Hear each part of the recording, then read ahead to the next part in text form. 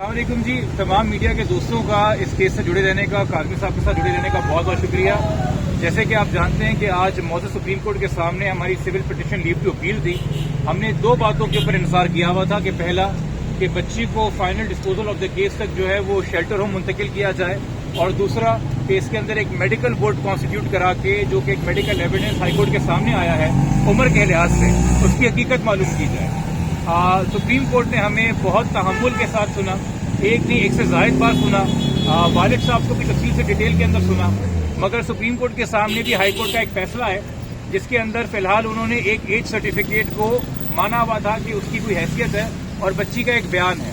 تو عدالت نے کہا کہ اس وقت اس جگہ کے اوپر یہ ہمارا اختیار نہیں ہے کہ ہم کسی انسان کو جو ایک ہائی کورٹ سے ڈکلیئر ہوا ہو فی الحال کہ وہ بالغ ہے، آزاد ہے، کہیں جانا چاہتا ہے اور ایک ایج کا ڈاکیومنٹ ہے، ہم یہ فیصلہ کر سکیں۔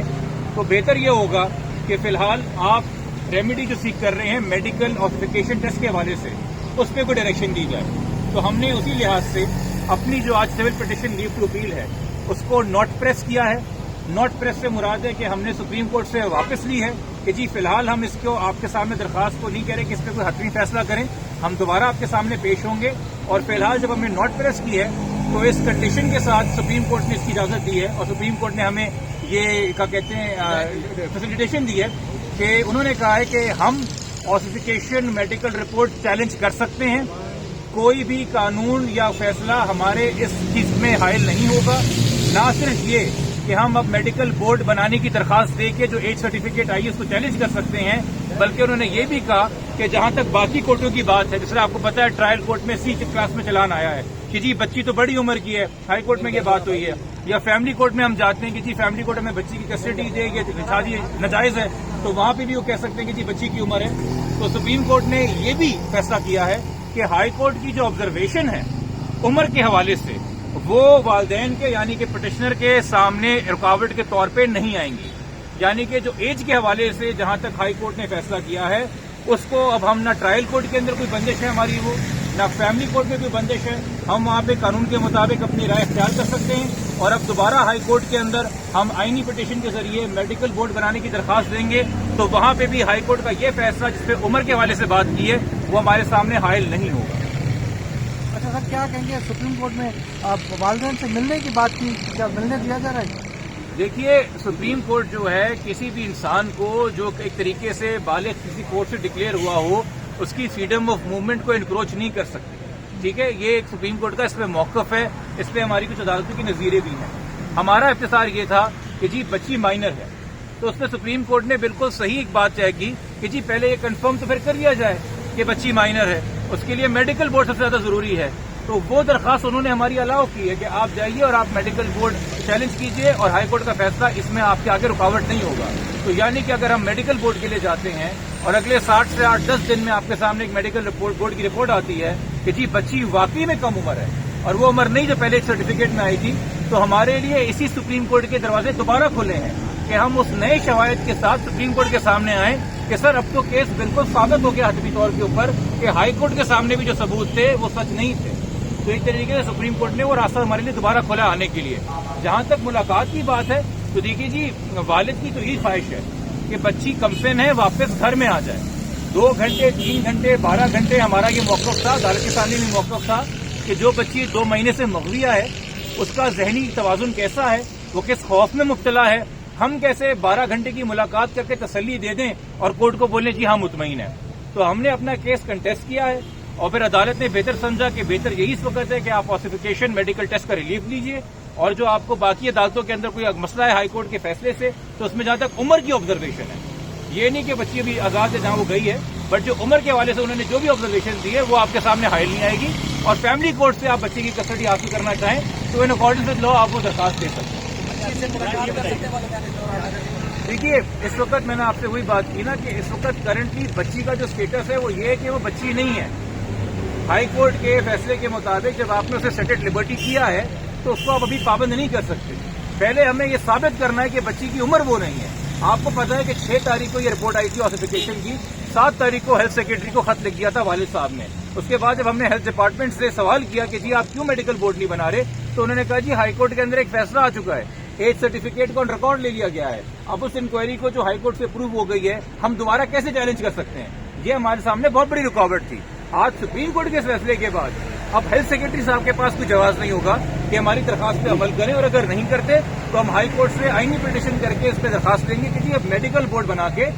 दुआ सहारा की जो उम्र है उसका हकीकी तयन किया जाए कि बेशक वो उतना सच्चा तो नहीं होगा, जितना एग्जैक्ट तो नहीं होगा, इतना नादरा का होता है, मगर मेडिकल एविडेंस के लिए कोई कायदे और कवानीन होते हैं, वो पूरे किए जाए। हमें यकीन है कि मेडिकल एविडेंस की रिपोर्ट हमारे हक में आएगी, और हमें यकीन है कि उसके साथ हम दोबारा सुप्रीम कोर्ट के सामने होंगे जब ये साबित हो जाएगा कि वो एज सर्टिफिकेट जो है वो एक गैर मामूली अंदाज में कबूल किया गया है और उसकी हैसियत जो है कानूनी तौर पे वो सही नहीं थी, और उसके अंदर जो अंदाजा लगाया गया था उम्र का वो भी गलत था। मेरे आपसे दो सवाल हैं कि हमने पूरी समाज देखी, आप लोग ने बहुत अच्छा बोला, बहुत अच्छी कोशिश की, लेकिन हमें कहीं लगा कि निकाह नामा जो कि जाली साबित हो चुका है, आप लोगों ने उसकी भी बात नहीं की, क्योंकि दोनों ये आप लोगों के सामने एक सामने ये वाज़ेह कर दूं, ये एक बहुत गलत तासुर है। मैं भी हैरान हूं जब ये केस मुझे दिया गया था। किसी अदालत के अंदर भी निकाह नामा जाली साबित नहीं हुआ है, किसी भी अदालत में, ना मैजिस्ट्रेट की अदालत में। तमाम प्रोसीडिंग्स पढ़ के देख लीजिए। एक चीज ध्यान में रखिएगा, इस बच्ची ने CRPC 200 के तहत एक दरखास्त दी थी लाहौर में 18 तारीख को,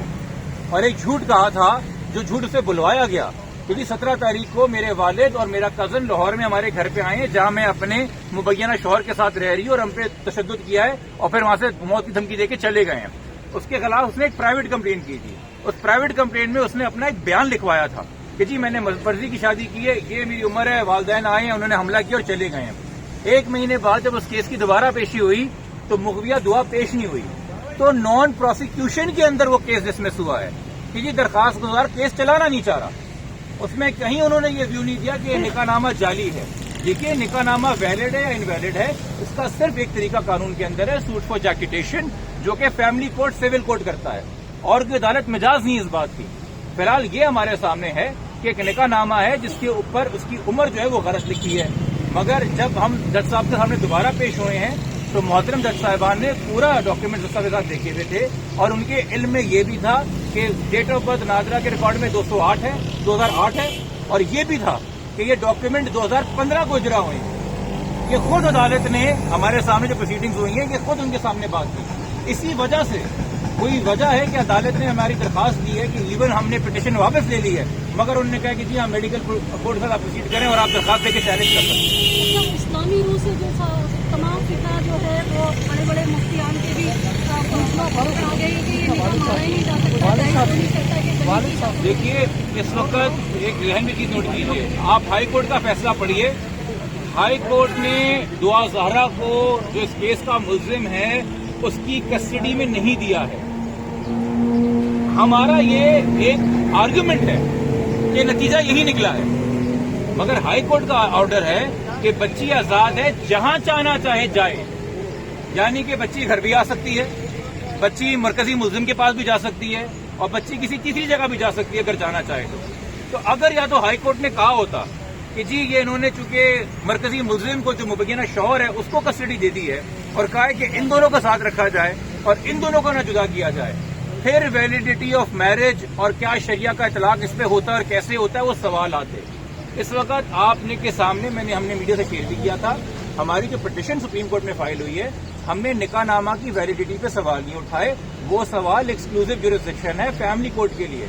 बगैर उस निकाह ख्वाह को क्रॉस एग्जामिन किए हुए, बगैर उस निकाह ख्वाह के उस निकाहनामे के गवाहों को क्रॉस एग्जामिन किए हुए, बगैर मुबैना दुल्हन और दूल्हा को क्रॉस एग्जामिन किए हुए कोई भी अदालत ये तय नहीं कर सकती कि निकाहनामा जाली है। तो इसलिए ये दायराकार है नहीं सुप्रीम कोर्ट का। मैं अगेन आपके तवज्जो से आम आवाम को ये नॉलेज देना चाहूंगा कि हमें लगता है कि जी मैटर सुप्रीम कोर्ट में है तो एक दिन में सब खत्म हो जाएगा, क्योंकि फिल्मों में ड्रामों में ऐसा ही होता है। अदालतों का दायरा कार होता है, कस्टडी के मामला, निकाहनामे की वैलिडिटी फैमिली कोर्ट देखता है, सिविल कोर्ट देखता है। कमसिन बच्चा कहाँ जाएगा ये गार्डियन कोर्ट देखता है। आपका मेडिकल बोर्ड होगा कि नहीं होगा ये आप आईनी पिटीशन में जाएंगे। मुल्जिम को सजा क्या होगी ये आप ट्रायल कोर्ट में जाएंगे, और हाई कोर्ट के फैसले की अपील के हवाले से जो दायरा कार है आप सुप्रीम कोर्ट आएंगे। तो ये अलग अलग दायरा कार हैं अदालतों के, और हम हर जगह के ऊपर इन अकॉर्डेंस विद लॉ अपनी दरखास्त करेंगे। बहुत शुक्रिया।